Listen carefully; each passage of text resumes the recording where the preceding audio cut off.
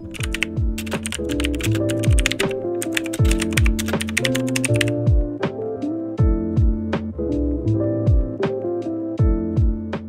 there.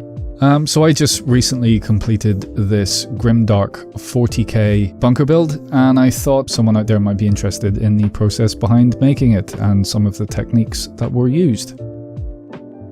So I've been making 40k terrain for just over a year now. I didn't previously have any experience in making terrain or building minis or anything like that, so I started pretty much the way that everyone else does, just by looking at tutorials on YouTube and going from there. I started off with fairly simple projects, just to like get a pretty basic gaming table going, but with each new thing that I made, I got a bit more confident in tackling some of the slightly more advanced tutorials that are out there.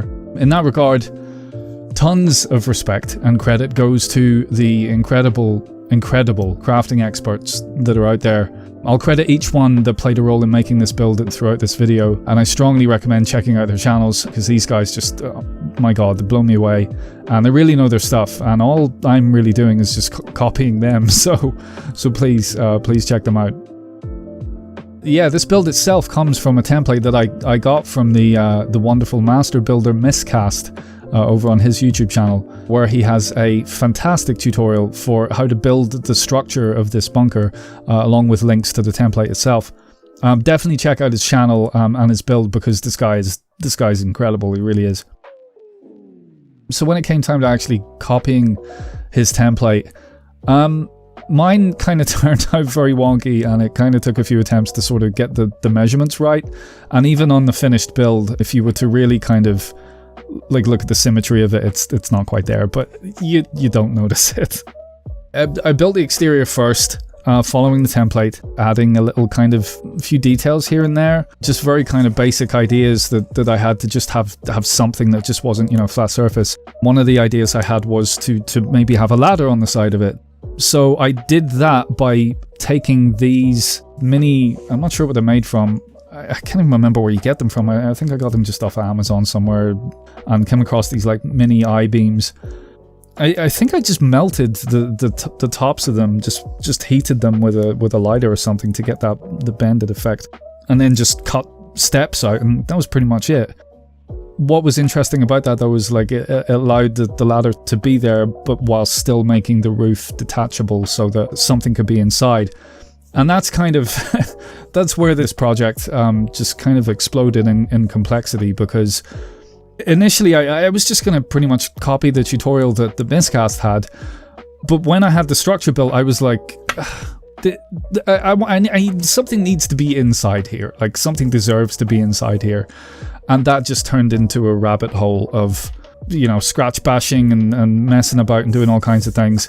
And then, you know, one thing led to another, where it was like, okay, well, you know, what if I have sandbags on it, and what if I have a gun turret, and what if I have this and that, and it just kind of took on a life of its own, which is one of the reasons why it took months and months to make. But yeah, so the interior, this particular corner, this kind of computer corner, yeah, what's going on here?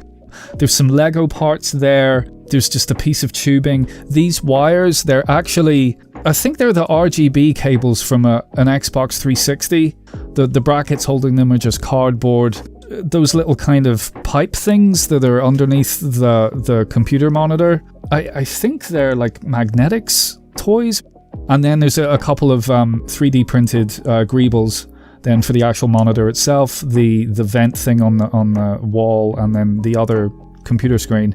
Those were printed by a guy I know online who sent me them, so thank you to him. On the other side, we have all kinds of weird stuff going on. So that sort of pipe, that large pipe thing that's kind of next to the wall, that is, Jesus, what would you even call it? It's like a plumbing supplies thing made out of copper.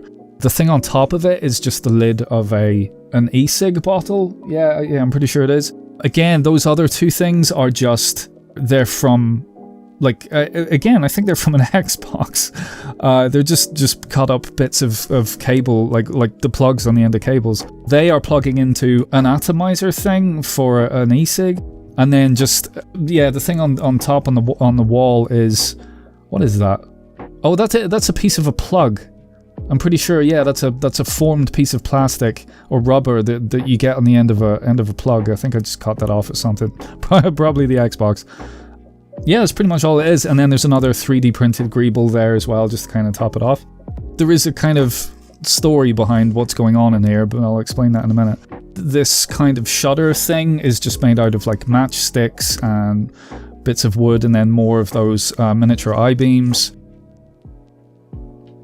It was when I was like putting this stuff together that I realized that I kind of wanted to have some visual storytelling going on, and what this stuff in this particular corner looked like it was some kind of air filtration, and I thought, okay, yeah, that kind of makes sense. It's a bunker that, you know, people would be inside if there was like a gas attack or something outside, or there's, you know, Nurgle fumes about or whatever, that people could, you know, hole up in there and be protected from it. But then I realized, no, wait a minute, that doesn't work because there's huge gaping holes in the front.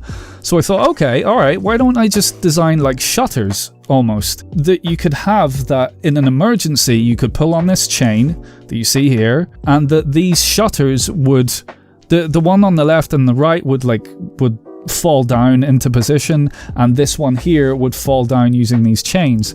And it took absolutely ages to get this to kind of look right, but it kind of makes sense. It looks as if it would do that. Obviously it isn't functional, but I was kind of proud of how this came together though, because I just used pieces of chain.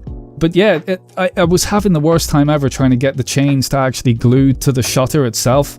So what I did was I cut a couple of pieces of magnets out of the magnetics toys that I have and glued those on, so you can actually see that they're kind of freestanding. They're just connected by magnets. It was the only way that I could get them to stay that way, because trying to glue it seemed impossible. But yeah, that's how that was put together. It's pretty simple, but I think it works. In terms of painting then, I just wanted to make it kind of as grimdark as possible, like have, you know, piles of dirt lying around and stuff. I wanted to have some those bullet shells lying on the ground. I know that Space Marine bolt guns are like caseless or whatever, but who cares? It looks cool. Yeah, so they are basically very, very, very thin rolled air-dried clay that I suspended while I painted them, and then just broke them into sections. It was really, really simple to make those. We also have posters that I downloaded. The idea behind some of those are like, there'd be motivational posters for anybody that was unfortunate enough to find themselves in this bunker, because I kind of got the idea in my head that this would be like this sort of box of death, that pretty much anybody that was ever posted here was going to be dead. So I thought, okay, we'll put some motivational posters on there and some bloodstains on the floor to represent how they ended up. I would say though, for the paint job and the interior, I kind of screwed up the weathering, especially in this corner where the sort of computer monitor is, because I had ideas about sort of having rust effects coming down the walls and stuff, but when I started to kind of apply layers, it kind of got a little bit out of control. And then what I realized was, because there was no texture for the paint to adhere to, the base layers were actually coming off. So these areas where you can see black coming through is actually where the base layer was completely just coming away. So I thought, all right, I'll just cut my losses. This is how it looks.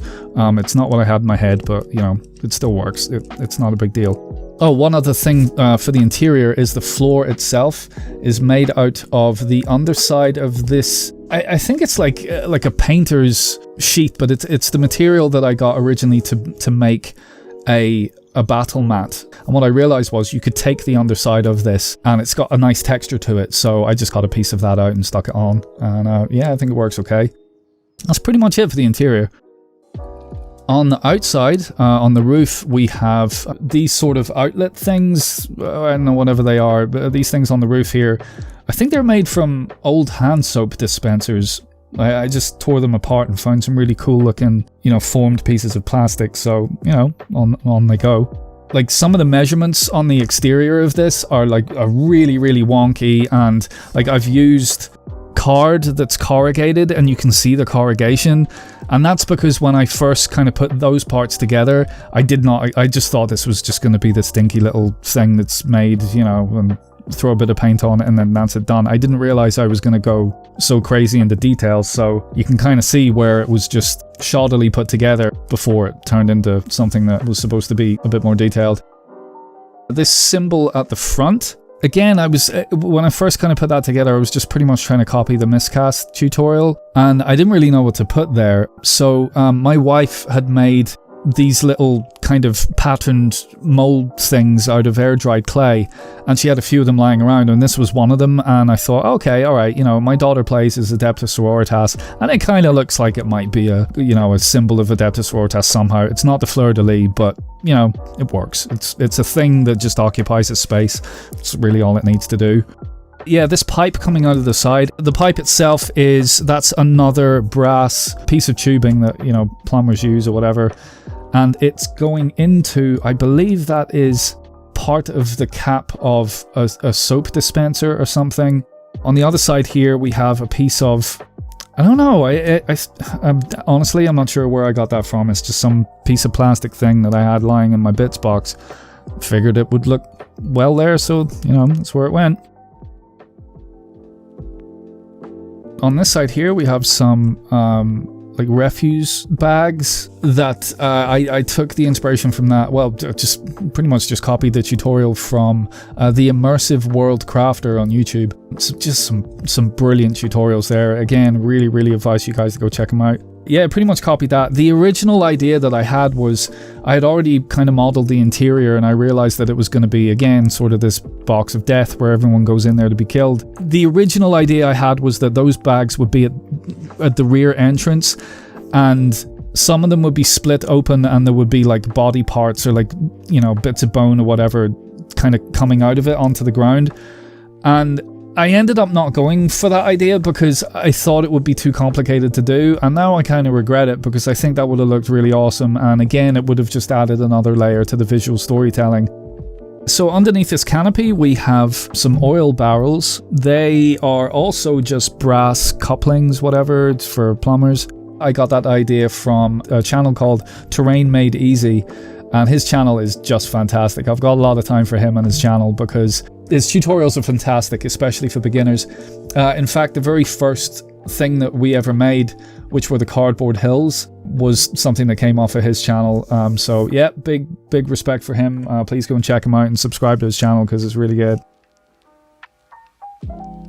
Above that, we have a canopy. That is just a baby wipe that has been allowed to dry and then covered in PVA. Shaped and covered in PVA and then just painted. I think I got that idea from Terrain Made Easy as well, which came off the back of the pallets which I've made to go with this. Yeah, speaking of which, these little pallets, got that idea from Terrain Made Easy again, and I made 3 of them. The one that I have on this build was the most complicated one because I wanted to actually have like a wooden crate with some kind of weapons in it or something. I ended up just buying a sprue of, I think they're melter bombs. And it looks okay. You can tell enough what it's supposed to look like. Yeah, it looks alright. For the sandbags, I got the idea for these from RFD Hobby. Again, another just incredible YouTube channel, great for beginners, really easy to follow. These things are so easy to make, it's crazy because you get really great results from them. All that is just a rolled piece of air-dried clay. You can add texture to it by, I took the same material that I used for the floor of this bunker, wrap that around the tube and press down on it to give it a little bit of an imprint, and then you just cut it into sections and then just pinch each end and then shape it into a sandbag. That's it. That's really all there is to it. And then just glue them into a pattern that looks natural. The barbed wire that you see there that's also from Miscast. It's from the same tutorial that the bunker build was from. Pretty straightforward in principle to make, but it's really, really fiddly. It's basically just a coiled piece of wire, and you tie lines of fishing line, which is really fiddly, a little bit time consuming. But I think the results you get, like, in my opinion, it's the best looking barbed wire that you can get. I think it even looks better than the pre-made stuff that you can buy. It just looks fantastic, and especially once you kind of paint it with, your rust effects and whatever else, it just comes out really well. And then last but not least is the gun turret. I'm really proud of this little thing because I had this weapon lying around. I think it came from an Invictor warsuit. I'm not even sure what it is. I think it's either a flamer or a melter or something, whatever. And I kept looking at it and thinking to myself, that would be so cool as a turret, but I hadn't got damn clue about how to go about making a turret. Like, how would you even do that? But it wasn't until I bought an RC kit car for my daughter for her birthday, and it came with these little bits, these things that I just kind of inspired together. And yeah, I think it came out great. That's pretty much it for the build. As far as painting is concerned, oh my god, just threw paint at it until it looked good, pretty much. Lots of dry brushing, lots of washes of different kinds. Again, I wanted it to be in a grimdark style, so there wouldn't be anything particularly bright. It's one of the reasons why I like that the red barrels at the back work as like an accent color. The interior as well is, it's not even really muted, it's just dirty, and that's kind of what I was originally aiming for, even if the weathering didn't really work out right. One thing that I will say though that I added to this that was, oh my god, I'm going to use it on every build from now on. It's called Water Texture Acrylic, and it's by Vallejo, and it's basically to create a still water effect. And what I realized after the bunker was kind of pretty much painted, it just looked, everything looked flat. And I realized that this would add so much to it because it would add a little bit of glossiness to things. So I've painted some of that into recesses to make it look like, you know, maybe rainwater's landed there and collected or something, or moss or whatever, especially on the ground as well, like things that look like pools of water. At the back, then again, it sort of gives this idea that, you know, this thing's leaking from, you know, from the equipment inside this bunker or whatever. Yeah, that's pretty much it. It did take quite a long time to make, but, you know, first time doing anything of this detail, so I'm still pretty happy with how it turned out. So here are a few shots and a little bit of really terrible grainy video to give you an idea as to the kind of atmosphere I was looking for from this build.